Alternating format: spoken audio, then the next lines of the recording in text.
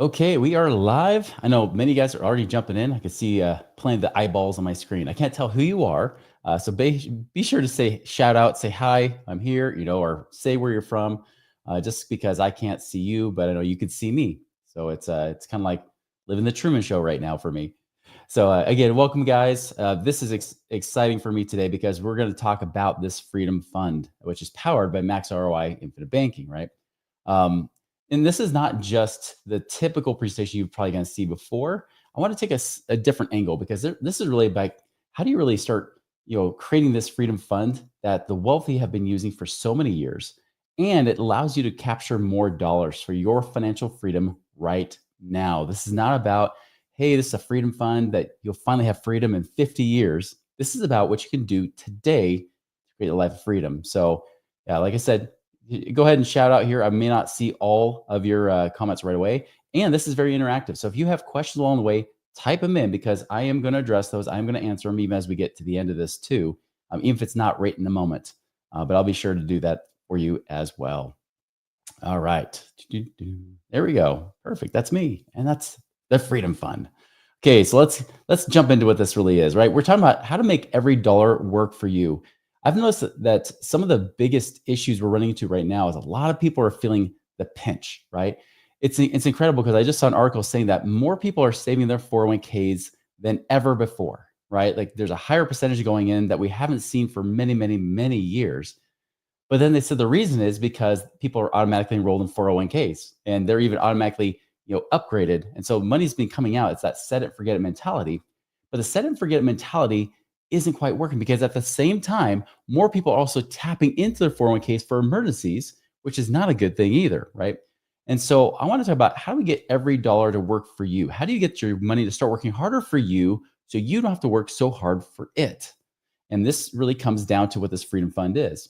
So I'm really going to cover this. And so one, how do we grow your cash faster without risking it in the stock market? There is no doubt the stock market is way, way high. If you know that everybody's saying the market's going to go straight to the moon, that's usually right before it doesn't go to the moon anymore. It usually comes crashing right on down back to earth. Also, we're going to talk about how do you use the same dollar twice? Essentially, how do you get more leverage out of your cash? And of course, how do you create a work optional lifestyle with this tool? How can you actually use it to create passive income right now? And for those of you that know me, I love passive income, as my shirt says, right? So I wore that for you guys today. Okay, we're talking about the strategy here, this Freedom Fund. Can be used as collateral with a bank. So banks can actually use this as leverage, or as a collateral to say, hey, we'll give you a loan guaranteed because this cash is here, this fund is here. You can also create, be able to pay for major life purchases that come up in your life. You can use it for retirement, even though that's not the main focus. But yes, it can become a tax-free retirement vehicle. You can also use it in your business as a way to fund the very things that are there. By the way, if we move into recession, like there's little whispers still happening because people have been talking about recession for years, yet the politicians and the feds keep kicking the can down the road to the point where the balloon just keeps getting bigger and bigger. And at what point does it pop? Many people in business will fail. However, those that have the cash will rule.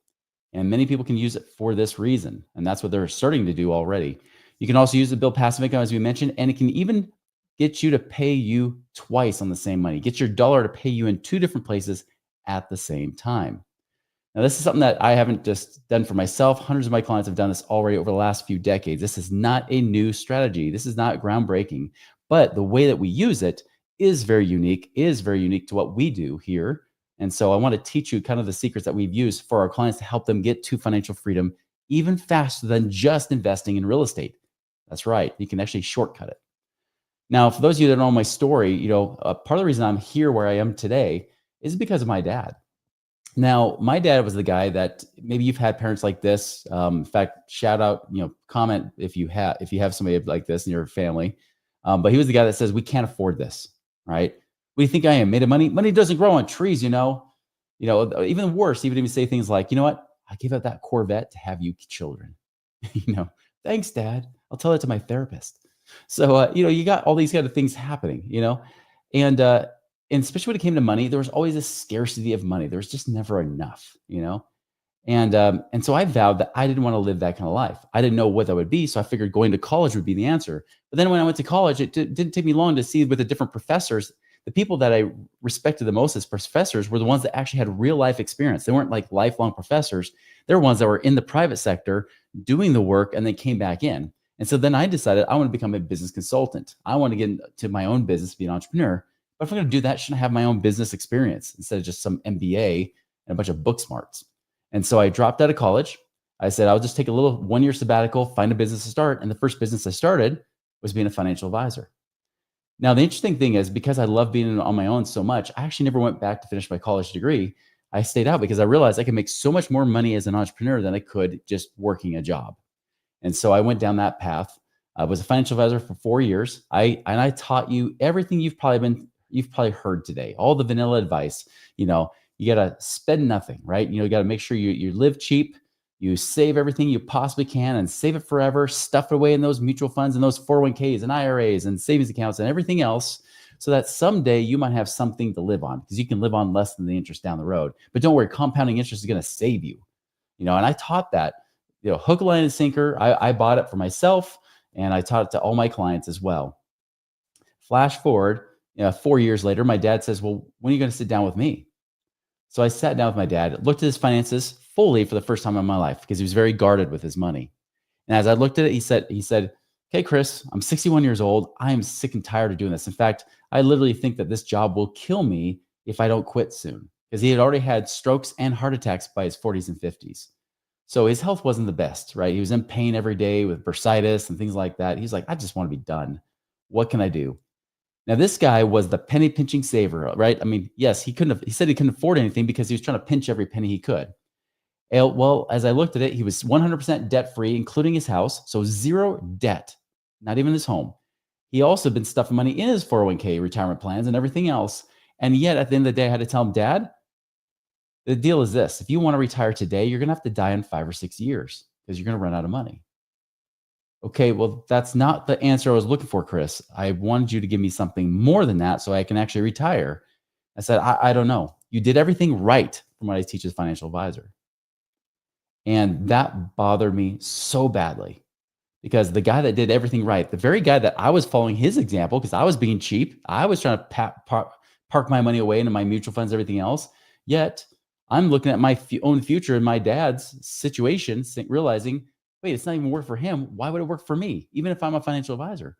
Even worse, when my friend confronted me on it about a month later, this is a friend I hired to be a financial advisor on my team. He worked for me, but then he quit to go do real estate investing. He asked me, he's like, "Chris, how many of your clients are truly financially free where they never worry about money ever again?" I said, "None." Okay. How about this? How many of you guys are, as financial advisors, are financially free, not off the commissions you're earning, but actually doing these investments? Like you could actually retire off the investments, not off the commissions you're earning off these people. And I thought about it. I said, well, probably none. There's guys working here since the 1970s. There's your problem. And so I went down that path, started getting into like alternative investments and real estate investing and so on. And that's when I realized that passive income is the key. In fact, as I started to do some passive investments with real estate, next thing I know, later that next year, I was able to retire when I was 28, almost 29 years old. Now, I'm not going to focus so much on the strategies and everything else because I talk about that all the time. And we do masterclass on that at least once a month, if not more, as well as podcasts and everything else on our Money Ripples podcast here. If you haven't followed our YouTube channel, The Money Ripples with Chris Miles YouTube channel, do so. It's a great channel. But anyways, but the thing is, like what I'm talking about today is just one strategy, one tool you can use to help enhance that to make it better. By the way, that's the house I was living in when I was giving you all that financial advice about how you could become financially free. Yeah, that carport right there on the right-hand side, you see there, there was a stair step. There are stair steps in the way coming out of the kitchen that you literally could not park the car all the way in. So the car always stuck out of the carport. So it was almost helpful. So anyways, as I mentioned, like I was able to create financial freedom for myself, and I've taught many, many of our clients to do the same exact thing. So how does this freedom fund that we talk about create cash flow? Well, first and foremost, you gotta change your mindset completely. You gotta completely ignore everything you've heard from financial advisors because the truth is it hasn't worked for years. Why is it going to continue to work? And I know there's people that believe, no, I think it works. Yeah, they'll find the 1 or 2%. But I will tell you this from my experience, and this is from now 23 years. Now I'm going on almost a quarter of a century that I've been doing this, meeting with literally thousands of people. The only people I have seen that really truly became financially free were not people that were super savers, unless they minimalized their lifestyle to almost nothing. The people that lived a real free lifestyle were the ones that usually built it up in business and or had real estate to augment what they're doing in the stock market. So you got to completely throw out the door that your 401ks, your IRAs are going to save you. They aren't, right? In fact, the whole problem is this is that I teach this all the time is you need to get lean, get liquid, and get out. Well, get lean means be a wise steward of your money, right? Like, not just being cheap, but spend money in places that you actually value for your own life. Get liquid means to get money in your control, and then get the money out means you get it out into passive investments. The problem is this: you have been taught for so many years that you need to lock your money away in prison, don't you? Every financial advisor tells you to lock it in prison because it's going to be one of two places. One, you stuff away in retirement, those 401ks and IRAs that you can't touch until you're at least 59 and a half years old, assuming the government doesn't change the rules on you in the meantime. And then two, they say pay off your debt, which means lock it away. So you pay off your house, for example, now the equity's locked in your home. Did you know in the last recession, I did that same strategy, locking away equity in my home. And then, of course, when the whole market was tanking, I couldn't get that equity out. The banks wouldn't give me the money. So then I was forced to figure out how to sell my property. And then they wouldn't let me sell my property because guess what? The person that owned my note was a little small bank called Lehman Brothers. Lehman Brothers says, nope, we will not let you sell this home anymore. Short sell to be specific, because now, even though I had a mortgage and paid it down, the equity had disappeared because the values had dropped. And so I stopped worrying about cash out refinance. Then my only strategy was to sell. And of course, I couldn't do that because they wouldn't let me. And they eventually let me foreclose and sold the house for less than half of what I bought it for. And so don't think for one second that locking your money away by paying down or paying off your house and even trying to stuff your money in 401k is going to save you when times get tough. In fact, that could be the worst thing that could happen to you right now. But that's what everybody's telling you to do. You got to get lean, get that money liquid in your power and your control and your possession, and then get it out working for you to make sure that money's always coming back in now, not 40 years from now. All right, rant over. Anyway, so the question is, are you ready to win? Everybody wants to know the sexy stuff, right? Offense sells tickets, as Bear Bryant says, but defense is what wins championships. I'm going to talk about both, right? I don't know why I just did the devil's horn for you guys there, but that's how you know I'm not AI. Like AI would not figure out how to do devil's horns. They would have a sixth thumb coming out. That's what they would do, right? So, all right, so let's just talk about what these guys, that you might know that done this strategy before. We got Walt Disney. Did you know that Walt Disney had to use this very freedom fund to increase his collateral with ABC so that they let him build the happiest place on earth where you can sit around and stand in line for an hour and a half and smile about it, right? So he actually was able to fund Disneyland by using this freedom fund. Ray Kroc, who bought McDonald's from the McDonald's brothers, actually paid his executives using the same freedom fund. And that's why we got the creepy clown, right? We've got guys like JCPenney. JCPenney, during the Great Depression, used these funds to actually pay his employees to keep them going. A little nod to our Stranger Things fans right there, if you recognize that scene. So excited for the last season to come out. So what tool is this that allowed them to do it at the right time to make millions of dollars, or even just to save them when times got tough? Whole life insurance. Now, don't get freaked out for those of you. I mean, some of you guys already know about whole life insurance, of course, but don't get scared because we're not talking about the traditional whole life crap that everybody has talked about. In fact, we're not even talking about traditional infinite banking. If you've heard that phrase thrown around before, it's not even that. It's even better than that. Okay. So this is not like the Nelson Nash, Becoming Your Own Banker, which is a great book, by the way. Shout out to Nelson Nash. He's the grandpa of infinite banking and everything. He was kind of the founder of that concept, at least the naming the concept, the infinite banking concept, right? Which again refers to the same thing that Walt Disney and Ray Kroc and all these guys have been doing for generations anyways, but doing it in a way that even the average Joe could use it as well. But this is not that. This is different. And I'll tell you why, because, when I talk about how this is powered by Max ROI Infinite Banking, which is kind of our own trademarked specific strategy, this is more from an investor, business owner perspective, right? If you're looking for money to actually really work for you now, not just be something that happens someday, this is something you want to do. And I'll tell you this, because when I first heard about whole life insurance, this was actually right when I quit being a financial advisor. All these real estate investors were talking up about this infinite banking concept, right? And they told me to read the book, and I read the book, and I was like, okay, this sounds great, but whole life insurance. I know as a financial advisor, I would tell all my clients that whole life insurance was the worst thing you could buy besides a low yield savings account. I would tell them like it's a waste of money. Don't ever get it. It's crap. And then what do I see? All these guys that are smarter than I was buying this stuff. And I was confused, right? It's kind of like when there's a caller called up the Dave Ramsey show saying called up the Dave Ramsey show, and they were saying like, well, all these banks own this whole life insurance and things like that. And Dave Ramsey's like, well, that's because a bunch of idiots. I remember seeing that thinking, wait, Dave Ramsey's calling bankers who I know are a lot smarter than him idiots, like guys that like make trillions of dollars. He's calling them idiots. Okay, something's not matching up. And that's what I thought too when I started seeing all these real estate investors use it. So, anyways, I bought it. I bought that policy. Now, I remember seeing the policy. I thought, this is dang expensive, like really expensive. Because in these first few years, I was paying like $1,000 a month into it, and there would be no cash in there. And I remember asking the agent that was selling it to me, because even though I had a life insurance license, I didn't know how to design it myself. So I was just trusting him. And I asked him, I said, are there different levers we can pull? Because I know with other types of life insurance, like universal life insurance and things like that, you could pull different levers to make this perform better with that cash value, that tax-free savings account it has.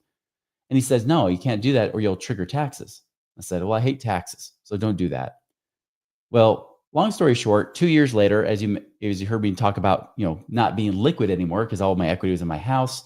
I was having hard times. We started a brand new business that was suffering during the recession greatly because we were all focused on real estate investors that couldn't pay us anymore. So we were sinking there. My personal life, obviously, I cut off other streams of income that got me to be financially free in the first place because I was going all in on that business. And so, long story short, I didn't have the cash to keep paying these $1,000 a month premiums. Well, I had paid 25 grand into it. I called the insurance company. I said, hey, is there any way I can stop making premium payments right now? And they said, no, you can't, because really there's no cash in here. There's nothing in that tax-free savings account that we could tap into to pull the premiums from. And so I said, all right, well, what's my choice? I said, you're going to lose it if you don't pay the premium. And so I lost it. And I thought, that's just the way life is. It was the recession, the global financial crisis, 2008. I figured whatever. Well, guess what? What I find out is that the insurance agent lied to me. And I found out when I started to run my own numbers, I started doing my own research because again, I had a life insurance license. I started to do my own, and I found out he could have actually done exactly what I asked him to do. He could have actually lowered the costs so that the cash would grow. And in fact, if he had done that, I would have never lost my policy then in 2008 during that recession. It would have lasted for years. So I reached out, I confronted him about it. We sat in his office for 2 hours. I was yelling at him. Like it was uncomfortable. The assistants out in the hallway could hear us. And I'm debating him, showing him numbers and everything else. And finally, after 2 hours, he said, Chris, I did it that way because I couldn't afford to cut my commissions. Like there's the truth. It was all about the commissions and you, not about me as the client. And so at that point, I said, I'm not sending you any of my friends or family ever again. He's no longer in the business. He now works for a bank. And I started to try to find how to do it on my own. And really the last, now going on nearly 2 decades, been perfecting this, finding a better way to the point where it's way, way better than I even imagined back then. To the point where even as a business owner and investor, this is a no-brainer. In fact, I hear it all the time. Even people that hear it for the first time, once they start to understand it, see it, they're like, wait, this is a freaking no-brainer. Why wouldn't everybody do this? Especially if you're a business owner or investor who actually likes money. And so this is the better way. By the way, just so you know, I'll put this up one more time here. If you're actually saying, hey, I want to know I want to know what this looks like for me. Here's a QR code you can actually scan. By the way, have your phones ready. There's a few little gifts I'm going to give you here with QR codes.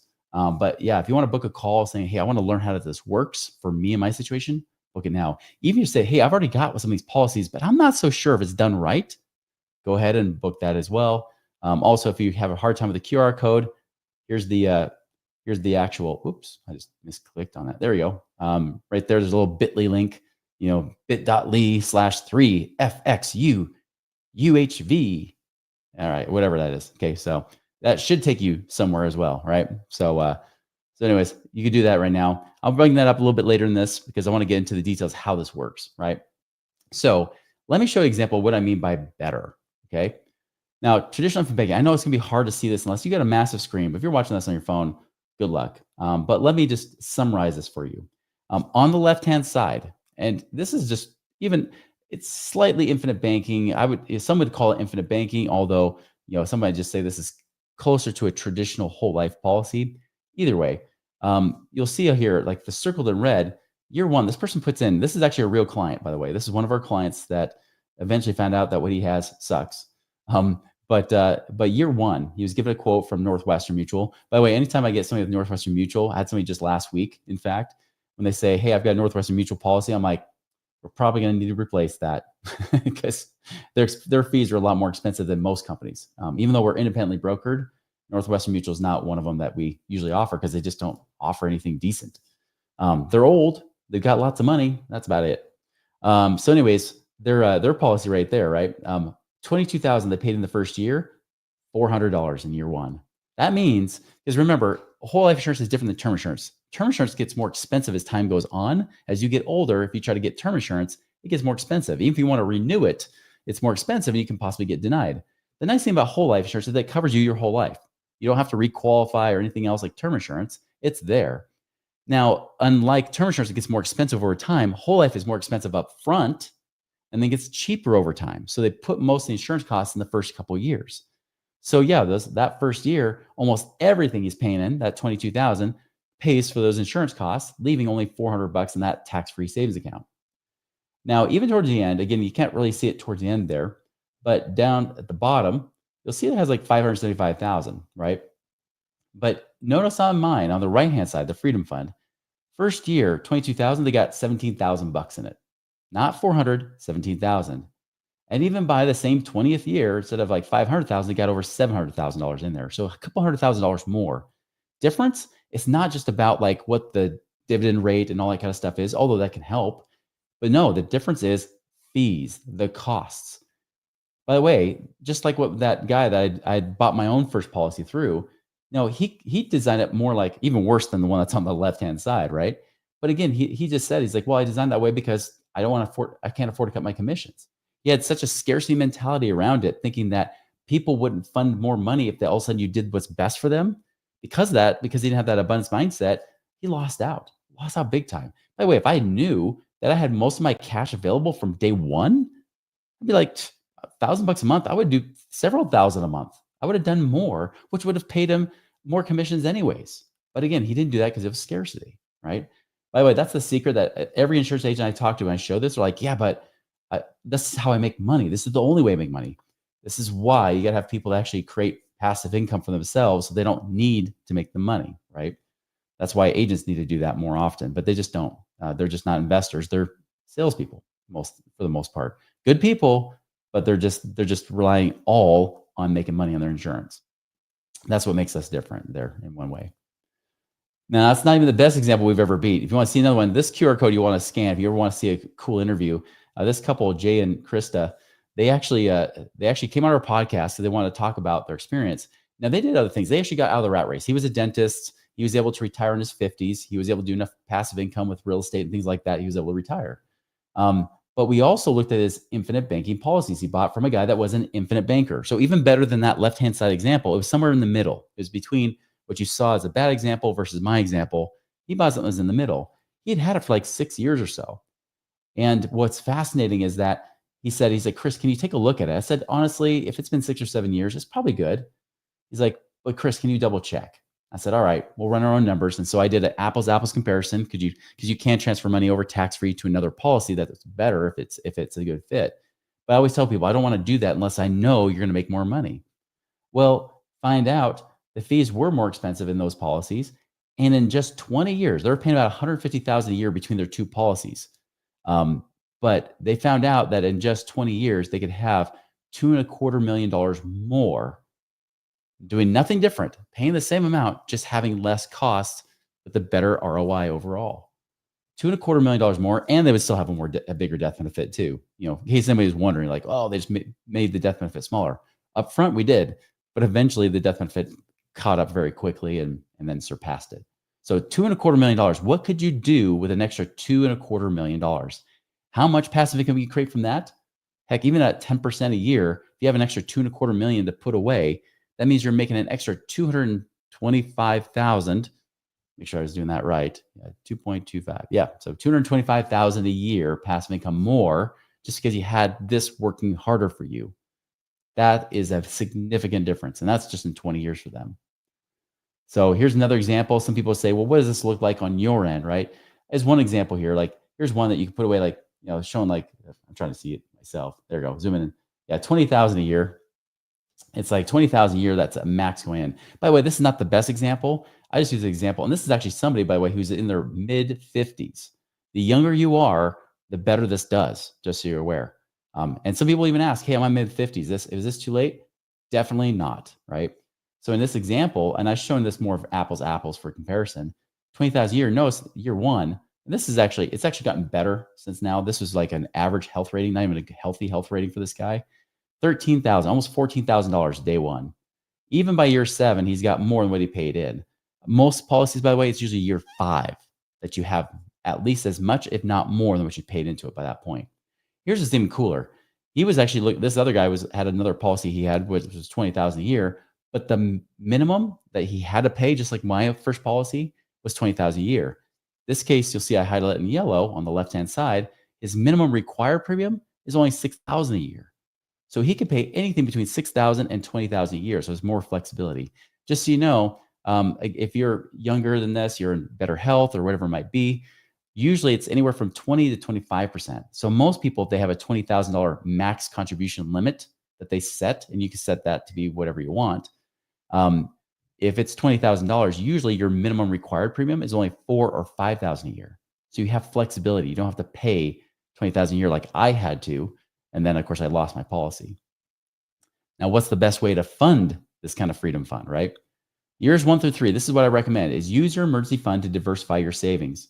If you've ever done this before, I have, where you have money in a bank savings account that pays you point nothing percent, right? And you say, what if I can move this money over, right, into a high yield savings account that maybe is paying me 3.5% or 4% a year, which is pretty dang good right now. If I do that, I'm just going to transfer that money over, right? You could do the same exact thing. In fact, I even have people that transfer from their high yield savings account to this because they know it's 6% a year tax free, right? That's even better than paying 4% a year and then getting taxed on it. So you only walk away with 2.5%, 3% a year after you pay taxes. And so for this, now they get to have tax free money. So they're starting to move money over. Now, you wouldn't do it all at once. I actually recommend that people do it in phases, right? And instead of just dumping a ton of cash in, just to keep the cost down and get a little bit better efficiency. Again, if you book a call with us, you can see what that looks like. But I see a lot of people out there saying, just dump all your cash in here. And the reason that those insurance agents would say dump all your cash in at once is because they make the most commissions in year one. The more you dump in, the more money they make. And so generally speaking, I don't like that method because, well, I like to reduce my costs. I like to design it the way that I would do for myself and my own family. Why not do that for you? In fact, that's a hard, firm rule we have with our team, is that if they ever do something where they don't do the best for you every single time, they're out. They've already had the verbal warning that if they violate that, they're out. There's been a rare occasion where like they've reached out and said, hey, listen, the client wants this as well, or they want a little bit bigger death benefit. It won't be the best cash on cash return inside their policy. Chris, are you okay with that? I said, well, if that's what they want and they know about it, then give it to them. That's fine. But just, give them the option at least. And so that's the big, hard, firm rule that we have in our company. Unfortunately, the reason I even brought it in-house in 2017 for us to do it ourselves, because even the people I refer to, even the people that I knew could do a better job, I would never find them consistently doing a good job, because I would send them, I'd send my clients to them and friends to them. And then I'd find out, I was like, wait a minute, you could do better than that. Go back and do it again. And so I'd find out that they would do a good job for the client, but they would still add a little extra costs so that they get paid a little higher commission. And that with me is just a no-go. That's a no-no in my opinion. So you do it internally. Otherwise, I would just be talking about this concept and saying, "Hey, I know somebody to refer you to." But we do it ourselves now because I couldn't find anybody to consistently do it the way I like to do it. Even among the big infinite bankers out there today, same problem. They'll have one person on their team that does good one time, but then the next time they won't. It's just inconsistent. So anyways, going back to this, years 1 through 3, use it to build an emergency fund, right? So say that you want your emergency fund to be $100,000, let's just say, right? That's money you don't touch, you don't invest, right? And by the way, just as a side note, if you're investing and you want to invest, you better dang well have an emergency fund that you do not invest with. You do not invest 100% of your cash. That's the worst thing, biggest gambling piece of bad advice you could ever do, right? Is do not do that. You need to have an emergency fund on the side for your family, for protecting yourself in case anything goes wrong. And so let's just say that in your case, it's $100,000. Well, $100,000 making, say, 0.1% of your bank isn't very sexy, is it? That's $100 a year. And then you pay taxes on that $100 a year. But instead, let's just say you're like, you know what, for these first 3 years, maybe we do it 30,000 a year, moving that money over. So that money moves over, right? You do it 30,000 a year. Eventually you'll have 90,000 moved over. You'll have roughly like 80 some odd thousand in there by that point. And the great thing is that now that money's growing tax free at like 6%. So like, let's just say it's 80,000 bucks for easy numbers for my sake. 80,000 bucks making 6% means you're making almost $5,000 a year tax free instead of $100 a year taxable. Get my gist, right? Yeah, I still have a bank account. By the way, my wife wants 400,000 on the side. So we have 300,000 now that's in our life insurance making 6% a year. That's 18 grand a year tax free versus hoping to make, really we're getting paid 0.05% with our bank now. That would have been 200 bucks a year instead of 18,000 a year, and we still have 100,000 in the bank making that 0.05%. And by the way, we do split it between high yield savings. I do have a high yield savings account paying about almost 4% a year right now. But again, I keep some money in the bank that I can get to overnight or like the same day. I have a high yield savings account that can transfer over within a couple of days, and then have my life insurance that can transfer to my own account, usually within a week. So that's why I do that. I keep the lion's share of my money in this life insurance policy, some in high yield savings, and then some in the bank. And I do that to get the max ROI possible on that money that's going to sit there and do nothing anyways. So we talk about defense wins championships. That's one great way to do it. By the way, once you build it up and you've got more than your cash reserves, that's why it happens usually year 3, 4, and beyond. That extra money above and beyond your emergency reserves, free game. That's where I'm free to use that however I want. I can use it in my business and get a tax write-off from the interest I pay, right? I can actually use it in investing and doing things like that, which I've done. I've done it where I've lent money to real estate investors making 15% a year while I'm also making money on my policy at the same time. We'll get to that in a second. So anyways, this is just more than just a 6%. Let me talk to you about this. This is very important. If you remember nothing else from this conversation, even if you've seen this before, this is important, right? Because this is really where on the matrix this falls into play. Because let's be honest, there's really a few different buckets of money you can keep your money, right? You've got like your 401ks, you got your bank accounts, high yield savings accounts. We talked about that. There's even the traditional whole life versus what we're talking about here. It's different. Let's talk about the 401k, right? Because let's talk about the pros and the cons of it. So you'll notice on these columns here, we got like yield, contribution limits, fees, all that kind of stuff, right? We've got all that stuff here. The yield, what's the yield on your 401k or IRA? Like how much money do you actually make on it? Hard to say, right? I'll tell you this. I just read the article again about people saving more for retirement. Guess where 80% of people are putting all their money? They're putting them into target date funds. So if you've ever seen, if you have a 401k, you know this probably. You've probably seen those funds that say, hey, retirement 2060, and they'll put some cute name to it, the year 2060 or 2035, for those people who are a little bit older, that are trying to retire sooner. Did you know that those target date funds massively underperform the stock market? I just looked at Fidelity. I did their 10-year numbers. I compared it to the stock market, the S&P 500. It underperformed the stock market by 2.1%. On top of that, there's also fees that are not included in that extra 2.1% underperformance. There's at least a 0.75% admin fee, not including any other fees that might be added to your company's 401k plan. Most people pay between 1% and 2% more. This means you have about 3% a year you're underperforming. Even if you get a 100% match on your 401k long term, you do the numbers, and I've done other master classes to show this, guess what happens? You barely, maybe you not, match the performance of the stock market, even with a 100% match, because the 100% match does not give you a 100% compounded return. It's a one-time return. That's it. It's not compounding, like where they keep matching your match, right? Or matching the compounding interest too. They're just matching the money you throw in. So you end up only double at the end, which means that's only about a 2 or 3% compounded extra return on top of what you're making. So the sad thing is that bad performance of your 401k maybe might get you the same interest rate as the stock market. S&P 500, by the way, has averaged about 8.4% for the last 30 years. That's the true rate of return to the S&P 500, 8.4%. So variable stock market returns, but again, we never know what's going to be day to day. What if we're at a huge high like we are now and it comes sinking down? That's what happened to my dad. Y2K hurt him. When I met with him at the end of 2005, it was coming back again. What happened a couple years later? Great Recession. My dad had to work into his 70s, into the mid 2010s before he finally realized he had to retire out of health reasons. He was forced into retirement, not on his terms, on his body's terms. So just understand that. So variable market returns, contribution limits. You're limited, usually about $23,000 a year, right? Now, if it's an IRA, we have 6,500 there. It's about 7,000 now. You could do about 7 or 8,000 a year with an IRA, but that's it. Even Roth IRAs, right? We throw that in there too. Roth IRAs, you can only put in about 7,000 a year, and you got backdoor Roths you can try to do if you want to jump through a bunch of hoops. But even then, what if they close that back door, which Congress has already talked about doing? So 23,000 a year of 401ks, you're limited to that. Fees, yeah, there are fees, like we just mentioned, right? The 59 and a half thing. This is why I mentioned, like they actually said that there's more people tapping their 401ks right now for sometimes for putting a down payment on a home, for college, or even just for emergencies. There's people actually using it for financial hardship. About 3.6%, I believe they said, almost 4% of people are tapping into it for hardships, where in fact, even to keep their mortgage payment from going into foreclosure. So unfortunately, when you do that, aside from using it for those specific reasons, you'll have 10% penalty plus taxes. Or if you have those reasons, you might just have the taxes.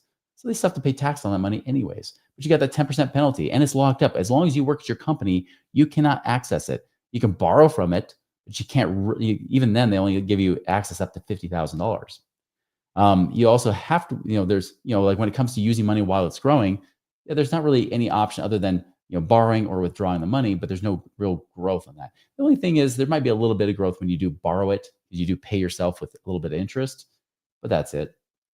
Asset protection. This is the one thing that is good about a 401k, but not with an IRA. 401ks are protected from lawsuits and creditors. IRAs and Roth IRAs, however, are not, right?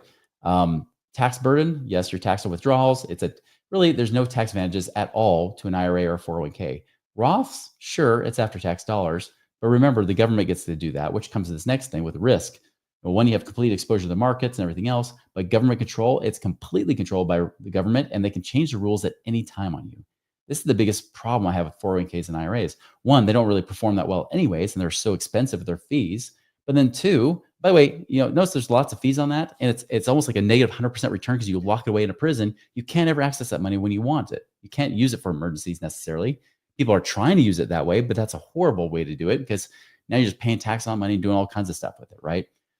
So you got to be careful with that kind of situation. So it's just not a great place to store cash, especially if they change that 59 and a half rule. What if it becomes 62 and a half because they love those half years, right?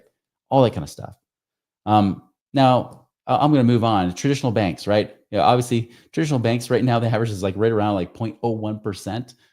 That's not impressive. Or at least there's no contribution limits. You can put however much you want into there. There could be fees, there may not be fees, in that. You can access funds, which is great. It is liquid. You can get to it. But there is no growth in the money if you use it. You withdraw the money out of savings, it's gone. And you don't earn interest on that money other than wherever you might use that money from the savings. You make money in one place. Asset protection? No, absolutely not protected at all. That's true with the high yield savings account. Interest tax annually. That's the other thing too, is that it is taxable. FDIC, there are some limits, and inflation risk. That's another issue too, is that obviously it doesn't keep up with inflation. And of course, FDIC only protects up to 250,000. And by the way, FDIC only has about 1.5% in reserves for banks. So if say 10% of banks fail, say we have another massive crisis, they're going to be scrambling to get money. Almost like if you remember 2020 when they're trying to figure out, they're saying, hey, we're going to have all these loans available for business owners. They were waiting for weeks, if not months, for that to finally hit and people could get access to those funds. Same thing I believe would happen if we had a big bank failure. And of course, there's, really only subject, there's not a lot of government control in this other than this banking regulations, which could change. It could be good or bad, right? A high yield savings account, it's pretty much the same thing other than it just pays you more. And you might get paid 4 to 5% a year. But again, always taxable. You got growth, but again, you only make money in one place. So better in a lot of ways. In some ways, a high yield savings account could be better than even a 401k or an IRA, just because you have access to it. You can use it. You can actually invest for cash flow today. But again, once you pull the money out, then you're not earning interest on it anymore, are you? Now, whole life is different. It does have the ability to do that, where you can make money in two places at once. Now, whole life, traditional whole life, we've talked about this already. There's generally higher fees. It takes at least 2 years or more before you actually even have cash you can pull out. You can borrow against the value, but there is slower growth on it. But again, the higher fees is the main reason why most people hate whole life insurance, as well as me. That's one reason why I'm not a big fan of traditional whole life insurance. Good news is there is zero market risk, right? It also has tax-free growth. It's like a Roth IRA, but you can actually access it today. There's no 59 and a half rule. And of course, government control. Here's a cool thing. It's very minimal control with this because it's a contract. Whatever the tax rules are at the time when you buy the whole life insurance, those end up being the tax rules later on. So even if the government changes the rules down the road, maybe they decide to finally make it taxable for whole life, it will not affect you because it will be from that moment forward. So the great thing is you have a contract. Whatever the contract is at that time, it's done. It's set. So that's one thing that I take comfort in is that, again, like I don't think the government's always trying to screw us over, but I also don't have a huge trust in the government that they're not going to change rules. I know that they will change rules. I like to know my rules are locked in, right? I'm sure you probably do too. But again, the biggest difference between that and what we're doing is that you have access to cash from day one, and most of it's all in there. By the way, usually from day one, at least 80% of the cash is in there. You put in 20,000, you'll probably see at least 16,000 in there from day one. That's accessible. So very, very minimal cost compared to the traditional plans. All right. Here's other benefits. Not as a tax-free now and later, right? So like you grow tax-free, comes out tax-free, but you don't have to wait till 59 and a half to access it. So unlike a Roth IRA, same tax rules, same exact tax rules, but you don't have the 59 and a half rule. It's also 100% protected from lawsuits of creditors. That's the other thing that I forgot to show in that matrix there. 100% protected. So just like the 401k, somebody sues you and wins, they cannot get to it. You can literally store millions of dollars here and it's safe in most states. There are some states that have some limited protection, but most states will say 100% protection up to millions and millions and millions of dollars, as long as you own personal policy in your name. It is safer than the bank. That's the other thing too. Banks, like they have FDIC to back them up, but remember, it's not always backed up. Whole life insurance companies in general, don't take the high risk that banks do. Remember, we saw banks fail in the last global financial crisis because they would over leverage, they would over lend and things like that. Insurance companies cannot do that. They can't go and lend more than what they have. They can't go and use more than what the dollars they have. And even if they do fail, which is very, very rare that they do fail, reinsurance companies, which are global insurance companies, come in to cover all of your money and death benefit. So it's, in my opinion, it's actually safer than the bank, but pays higher returns, guaranteed growth of at least 3% a year. But right now they're paying about 6% plus a year right now. So it's like much better guaranteed growth, tax-free, safer than the bank. There's no the dumb limits and penalties. You don't have age limits and all that kind of stuff, or you have penalties for accessing your money. You don't have any of that stuff. You can use it for bank leverage. Like I mentioned, you can use it as collateral to go and buy stuff. I had a client that actually went and bought a commercial property, bought it for his own practice because he was a doctor. He bought a building for his own practice, and he was able to use that as collateral to get a very low interest rate, like dirt cheap interest, low mortgage payment for his building. He got a renter in there after he built it out. He got extra money to build it out too with it. We got a renter in there paying his mortgage payment. So he's actually not living, but he's working in his building rent free, even though he'll pay rent because he'll get some tax advantages from that. He'll do that rent free essentially. But then he went back to the bank and he says, hey, listen, the building should have enough value. Can you take the lien off my life insurance? And they did. And so they took the lien off and it was free and clear to use again for whatever he wants. Yes, you can use it to protect your family. There's the death benefit and everything that does go to your family tax free. So that's the great thing too, is that you'll have a bigger death benefit than even the money you put in, and that goes to your family tax free. So not only do you access it while you're alive tax free, it pays your family after you're gone tax free. And of course, if you do it the right way, like we talked about, you can access the cash now. So I already talked about using it as collateral. Just to review that, you can save up for major purchases. Some people use this to buy cars or houses, things like that. Say that maybe that you don't think the bank loans are very good. Who's to say you can't just use this money to get it from, to buy a car, right? Now, here's one reason I would not always use it to buy a car or a house. The reason is this, that you can access this money one of two ways in life insurance. One, you withdraw it, which we know if we withdraw money, just like a savings account, you stopped earning interest on that money, right? Or you can borrow from the insurance company or a bank that puts a line of credit against it, but you can borrow from the insurance company. They give you their money. Your money's still sitting in there earning interest, right? But they're using that as collateral to give you a loan. Great thing is if you get a loan from the insurance company, it's not a loan that goes on your credit. They don't even care what you use it for. Somebody asked me, like, do I have to put a reason why I'm using it? I'm like, nope. They don't care. It's your money. They're giving you and the reason they're giving you a line of credit and they're not even requiring monthly payments, you can pay back however, whenever you want. The deadline is your death. The reason they let you do that is because they know it's guaranteed. It's never going to lose money. And they'll just lock up the money in there in case you don't pay them back. Then, at least at your death, they can take the money that you owe them out of that and then pay the rest of your family tax free. So that's the one thing that's cool, is that you're not required to make monthly payments like you would on a line of credit or a credit card or even a home equity line of credit. How many times I've talked to business owners or investors say, man, well, I'm going to use this. I'm going to use cash. I'm going to borrow cash, but it's going to take several months before I actually get paid on it. Well, here, great. You can just literally let the interest compound on a daily basis. And it's very low interest, by the way. It's like around 5 to 6% anyways. You can let it compound there. And then when you're finally ready to start paying towards it, you can pay towards it if you want or not, because they're paying you interest at the same time, which kind of offsets it anyways, right? And yes, you can use it to build for retirement, and those kind of things. You can actually have a tax-free retirement that you can use and not have to wait till you're 59 and a half. Many people actually use this just for that reason. They're like, well, my Roth, I'm gonna have to wait till 59 and a half. Well, if I want to retire at 50, why not use my life insurance as a way to retire at 50, instead of using my Roth IRA? Using your business, like I mentioned, if you do borrow from the insurance company, the interest you do actually pay the insurance company, even though it's not very much, can be written off as a business expense. So you can do that. So in a way, you get an extra benefit. Again, investments to build passive income. I'll show you that and how you can get it pay you twice. Here's how. So here's what you do. Like I mentioned, you can borrow from the policy, right? Here's what you can do is you can actually borrow from the policy, take it to put in investments, use the cash flow from that investments. I'm not sure why the arrow got all wonky there. It does that sometimes when I use StreamYard here. But you take the cash flow from the investment and you pay it back towards that line of credit to pay back towards that loan, which also just frees up the cash. By the way, at the same time, they're still paying you dividends on the full amount of money. So picture this. Imagine you just borrow, say you have $100,000 in cash.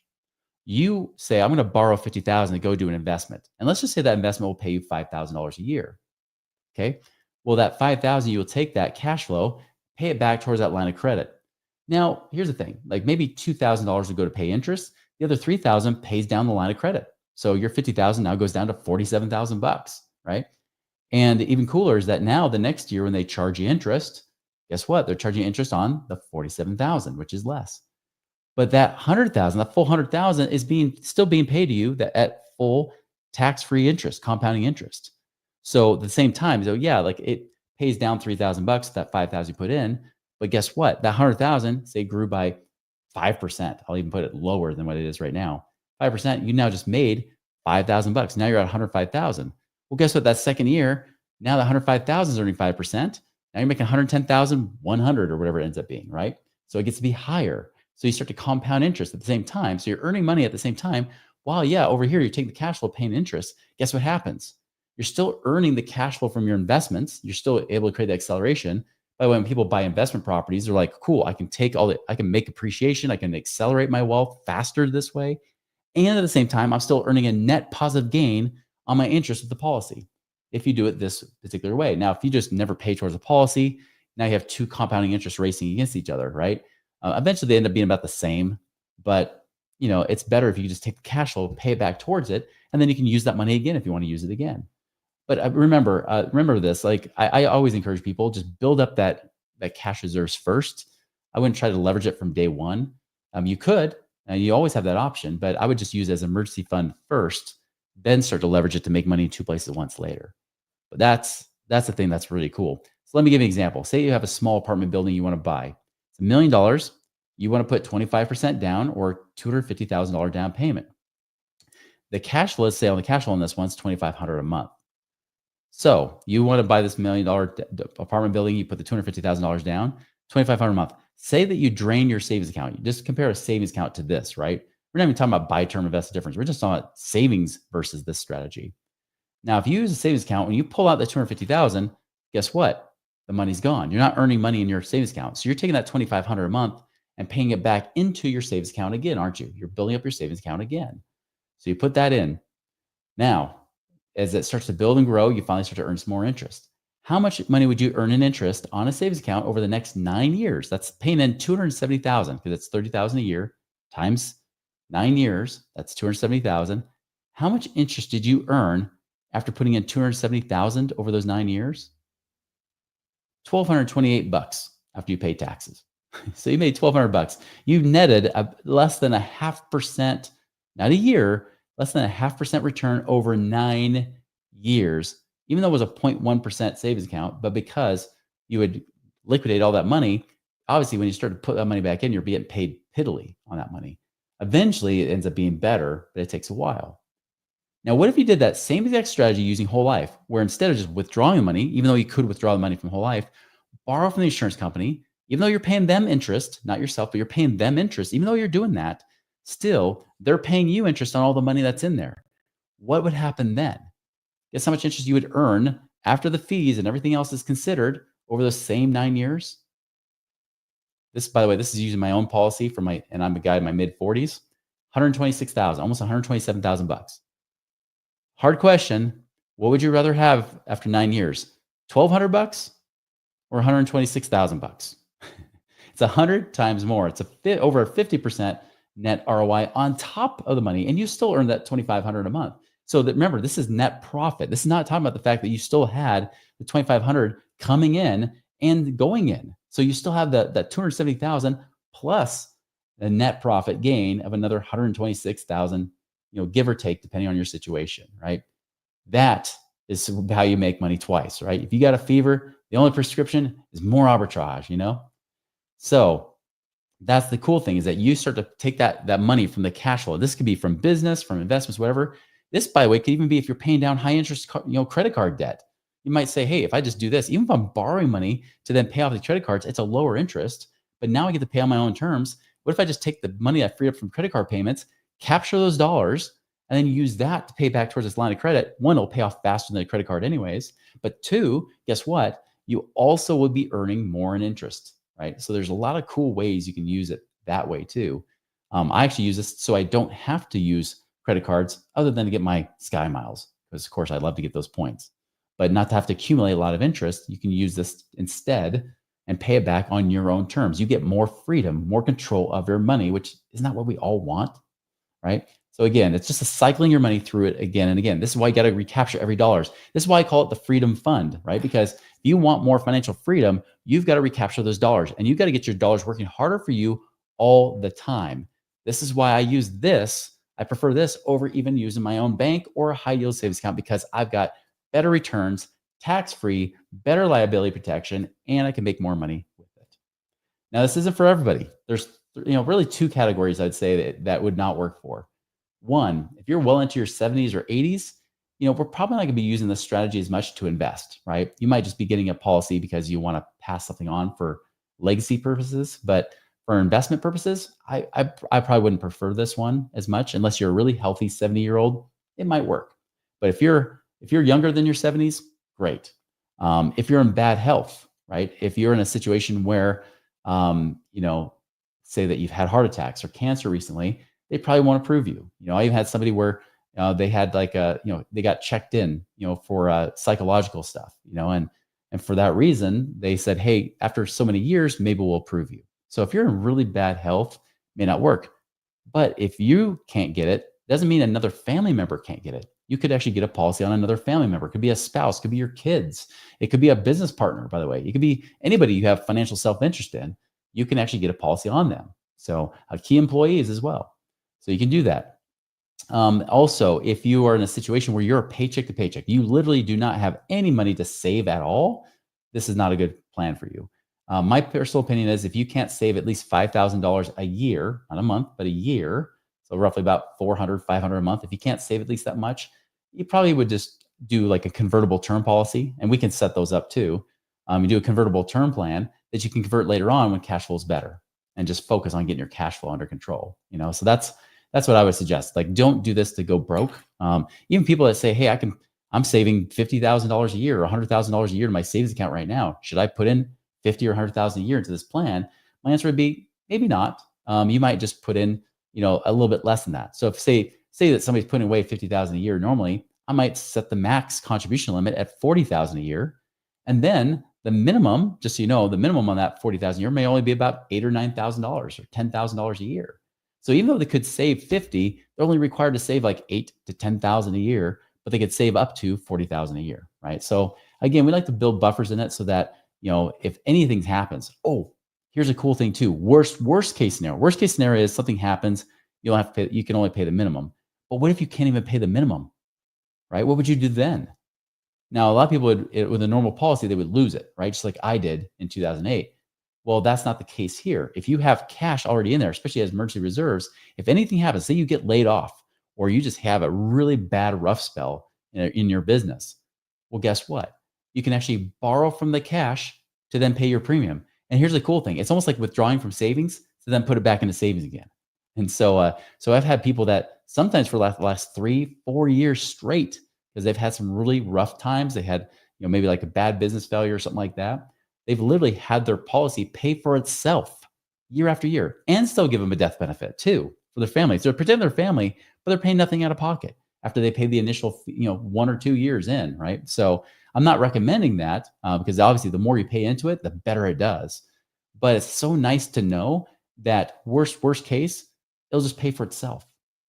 I mean, that's awesome. And by the way, whole life insurance, traditionally, you're supposed to pay it for your whole life. Our policies, after the seventh year, you can actually stop paying into it altogether if you chose to. So, anyways, that's kind of a cool extra thing you may not have known.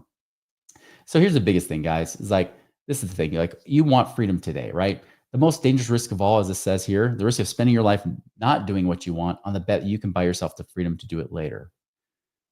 Now, this is the thing, guys. Like you can't just wait for something to happen, right? You can't just learn a bunch of stuff and then do nothing. Right now, I'll tell you, I think there's a big storm coming, and I've been saying this for years. If you've been following me a long time, I've been saying this for years because it has been coming. There is something coming that a lot of people won't expect. I wouldn't say it's Iran. I wouldn't say it's a world war or anything like that. It may not even be tariffs. I think that there's going to be a much basically the bubble that we've had, the everything bubble is going to pop at some point. And when that does happen, because everything has to come back into balance, there's going to be a lot of people hurting. This could be the very thing that makes sure that you stay liquid and make sure that you can actually buy yourself the freedom to be free, right? And even be free faster. That's one slide I didn't show you here. I've actually had clients that were able to get out of the rat race faster, have enough, be able to create more passive income faster because this money is paying them more in interest than we're just sitting in a savings or checking account. And so we've had people shave off a year or two towards their financial goals using this kind of strategy. And so the best thing to do is, guys, you got to just act because, like I said, my dad's alive, but man, he's not living. He's just trying to stretch out every dollar he could. I wish I had known sooner, and I know he wished he had known sooner that he could have changed this better. He's even told me recently, he's like, Chris, like I don't even understand your life and how it works because I never had that benefit. He's like, I just worked and worked and worked. I slaved away working for the man for so many years. And they kept trying to cut back, get more and more money out of me while paying me less and less. He's like, I worked hard. I saved a lot.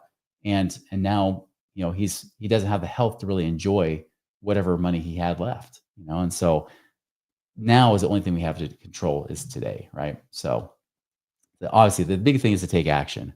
So I'm going to bring this up one more time with the QR code.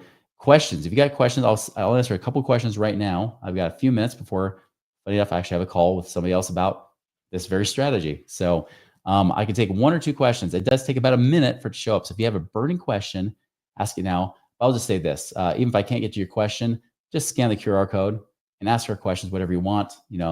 We're nice. We're not going to, we'll be honest with you. I mean, obviously, if we don't think you should get it, don't do it, right? Oh yeah, I'll put the link there too in case you can't get the QR code to work. There's the bit.ly link there. But yeah, definitely book a call and just find out what it looks like for your situation. Because again, everybody's different. Like I said, we don't recommend putting all your cash in here, but it could be a great strategy to use. A good way to diversify emergency fund to get it to pay you a lot more money now than what it has been in banks and high yield savings accounts. And by the way, high yield savings accounts have been lowering lately because the Feds have been lowering their rates too, right? So we've been watching that happen.